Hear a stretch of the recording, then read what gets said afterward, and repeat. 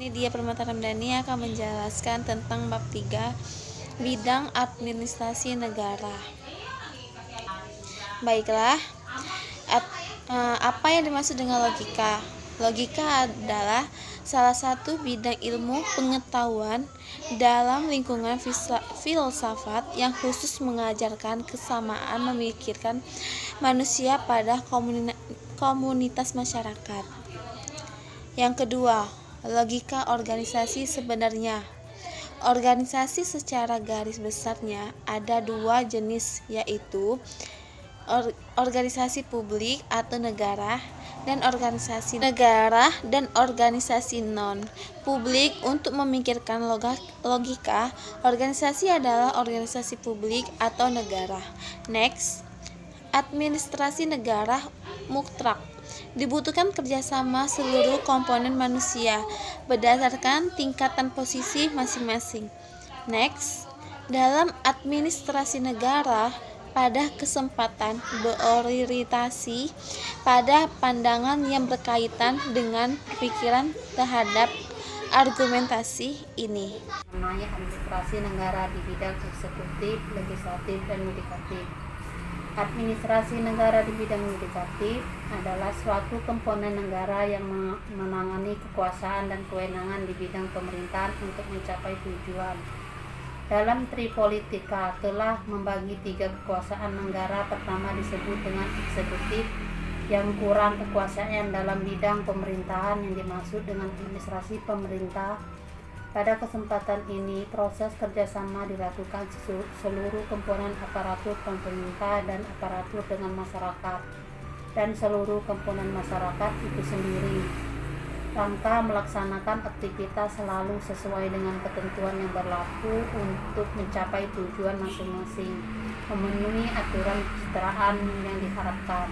Implementasi kegiatan administrasi di bidang eksekutif telah terbagi dalam beberapa kementerian, lembaga, non-kementerian, dan lembaga lainnya di bidang eksekutif. Sesuai dengan ketentuan pemerintah perundang-undangan berlaku bahwa administrasi di bidang eksekutif merupakan pemangku kekuasaan atau power dan kewenangan authority di bidang pemerintahan yang memiliki fungsi untuk menciptakan ketenangan, keteraturan, dan kedamaian dan semacamnya dalam rangka kehidupan berbagai dan bernegara. Hal ini sebagai harapan administrasi negara di bidang eksekutif dipertegas dalam peraturan perundang-undang. Administrasi negara di bidang legislatif suatu bentuk pola pemikiran manusia sebagai pengelolaan negara dengan pusat perhatiannya yang berkaitan kekuasaan, kewenangan terhadap formulasi dan perumusan menteri, undang-undang dasar dan undang-undang sesuai ketentuan kehidupan masyarakat sebuah negara. Administrasi negara di bidang legislatif adalah proses pemikiran tindakan manusia dengan dilakukan secara kerjasama dalam rangka memformulasikan rumusan menteri yang berkaitan dengan undang-undang dasar dan undang-undang secara rasional, efisien, efektif, dan objektif, sampai pemikiran tindakan menghasilkan undang-undang dan dasar dan undang-undang. Sebagaimana kita ketahui, dalam mewujudkan tujuan negara selalu membutuhkan instrumen pengaturan sehingga seluruh komponen manusia yang berada dalam negara bersangkutan merasa ada jaminan untuk melaksanakan aktivitas masing-masing yang diberikan oleh negara. Oleh sebab itu, instrumen pengaturan tersebut menterinya harus terdapat unsur paksaan, unsur sanksi, dan tujuan agar seluruh komponen manusia dalam sebuah negara mentaatinya sehingga terciptanya keteraturan. Yang dimaksud instrumen pengaturan di sini adalah undang-undang dasar dan undang-undang. Administrasi negara di bidang yudikatif adalah sekumpulan orang yang diberikan kekuasaan dan kewenangan oleh negara untuk menyelesaikan perselisihan. Administrasi di bidang yudikatif adalah suatu bentuk kerjasama 2 orang atau lebih yang memiliki tugas untuk menyelesaikan perselisihan dan persengketaan seseorang atau beberapa orang terhadap orang lain dengan menggunakan kekuasaan dan kewenangan secara adil dan benar dan bertanggung jawab yang tepat sehingga kedua belah pihak menciptakan kesadaran dalam kebenaran dan kesadaran yang benar dan dalam salah. Keluasan pengguna tenaga manusia. Salah satu sumber daya yang terpenting dalam administrasi negara adalah tersedianya tenaga kerja manusia, terutama yang dikategorikan sebagai aparatur negara. Kita ketahui bahwa manusia adalah makhluk yang memiliki pengetahuan dan perasaan yang tidak mungkin dapat dipaksakan pada saat tertentu. 3. Keluasan penggunaan waktu. Kegiatan administrasi negara pasti menggunakan waktu yang telah ditentukan sebelumnya. Namun demikian bahwa kegiatan administrasi negara senantiasa mengalami perubahan setiap saat pelaksanaan kegiatan. Sebenarnya kita sadari juga bahwa kegiatan dalam administrasi negara sangat beraneka ragam jenis, beban, model, metode, dan lain sebagainya yang harus dilaksanakan oleh aparatur negara. Kegiatan atau pekerjaan dalam administrasi negara kita sudah disebut sangat beragam jenisnya. 5. Keluasan penggunaan fasilitas kerja.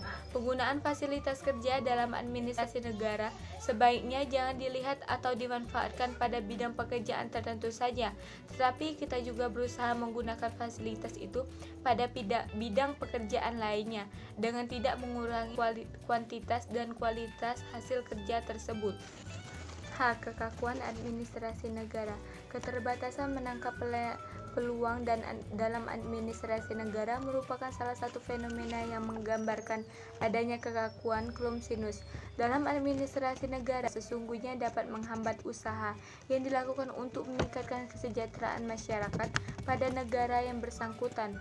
Administrasi negara sebagai aktivitas pemikir dan aktivitas fisik berada dalam kekakuan karena pelaksanaan kegiatan administrasi negara senantiasa berdasarkan kepada ketentuan yang berlaku. Kekakuan administrasi negara adalah proses kerjasama dua orang manusia atau lebih yang selalu muncul perbedaan pola pemikiran dan pola tindakan dalam rangka usaha pencapaian tujuan yang telah ditetapkan sebelumnya yang tidak dapat memberikan hasil yang maksimal untuk mewujudkan kepentingan masyarakat publik yang sejahtera.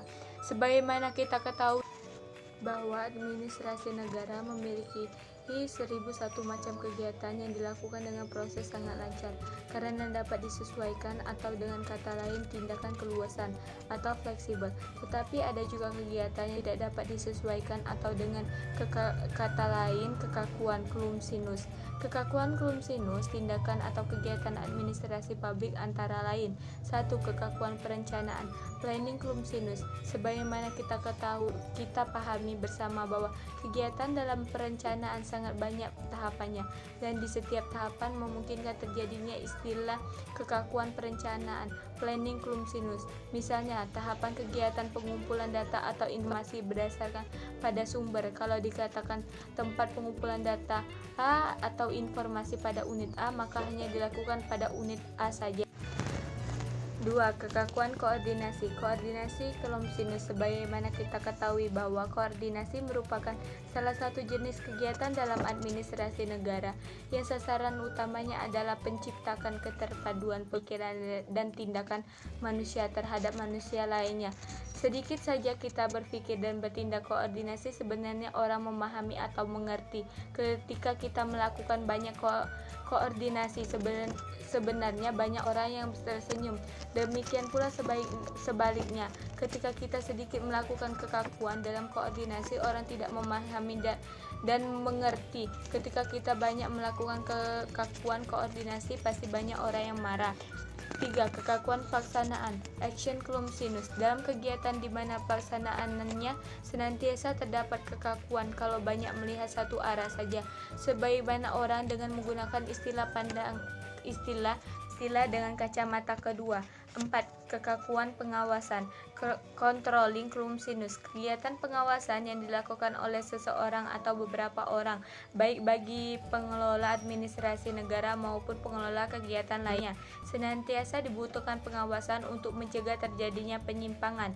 5. Kekakuan berkomunikasi communication Clumsinus. Dalam administrasi negara tidak lepas dari kegiatan komunikasi karena dengan adanya komunikasi sangat membantu kita untuk menerima atau menyebar informasi khususnya yang berkaitan dengan kesamaan pandangan terhadap pelaksanaan berbagai kegiatan administrasi negara, kekakuan berpikir, thinking clumsiness. Manusia ilmuwan dan manusia modern senantiasa mengembangkan pemikiran secara rasional dan ilmiah. Artinya bahwa bagaimana menggunakan pikirannya yang rasional dan ilmiah tersebut semua masalah yang berkaitan dengan pelaksanaan pekerjaan dapat diselesaikan tentunya dengan menggunakan metode kerja dan fasilitas kerja yang relevan. Kekakuan dalam administrasi negara bukan suatu yang sifatnya absolut, karena secara seseorang atau beberapa orang yang sangat fanatisme terhadap pandangannya kepada pribadi seseorang. Turbulensi administrasi negara. Kata turbulensi digunakan di berbagai bidang pekerjaan atau kegiatan, misalnya di bidang ramalan cuaca, memaknai naik turunnya tekanan pasien di bidang politik, di mana naik turunnya suhu politik dan lain sebagainya. Yang dimaksud dengan turbulensi adalah suatu perubahan kondisi suhu, tekanan dan semacamnya yang dapat mempengaruhi manusia untuk melakukan berbagai aktivitas, baik yang berkaitan aktivitas fisik maupun berkaitan non-fisik, untuk mencapai pemenuhan kebutuhan hidup masing-masing. Yang kedua yang dimaksud dengan turbulensi administrasi negara adalah peristiwa atau kondisi yang dihadapi dalam melakukan proses pekerjaan sama dua orang manusia secara rasional, efisien, dan efektif, senantiasa mengalami perubahan suhu atau tekanan dari berbagai pihak. Akan melanjutkan presentasi dari Debbie. Turbulensi administrasi negara adalah peristiwa atau kondisi yang dihadapi dalam melakukan proses kerjasama dua orang manusia secara rasional, efisien, dan efektif, yang senantiasa mengalami perubahan suhu atau tekanan dari berbagai pihak yang dapat berpengaruh keberhasilan atau kegagalan usaha pencapaian tujuan yang telah ditetapkan sebelumnya untuk mewujudkan kesejahteraan anggota masyarakat pada umumnya. Tingkatan manusia dalam administrasi negara berdasarkan stratifikasi mulai dari kedudukannya yang terendah sampai kedudukan tertinggi. Manusia yang memiliki kedudukan yang tinggi dalam administrasi negara merupakan unsur pimpinan yang memiliki tugas dan tanggung jawab. Bagaimana kata turbulensi pada bagian positif selalu ditingkatkan dan kata yang negatif diminimalisasi atau perlu dihilangkan. Sebenarnya, turbulensi dalam administrasi negara sangat banyak jenis dan bentuknya.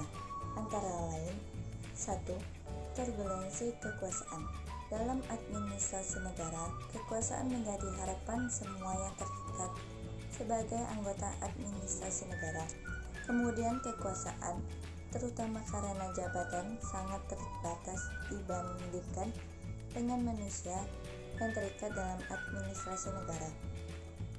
Kestabilan kekuasaan dalam administrasi negara merupakan gambaran kecil suhu yang terjadi dalam turbulensi.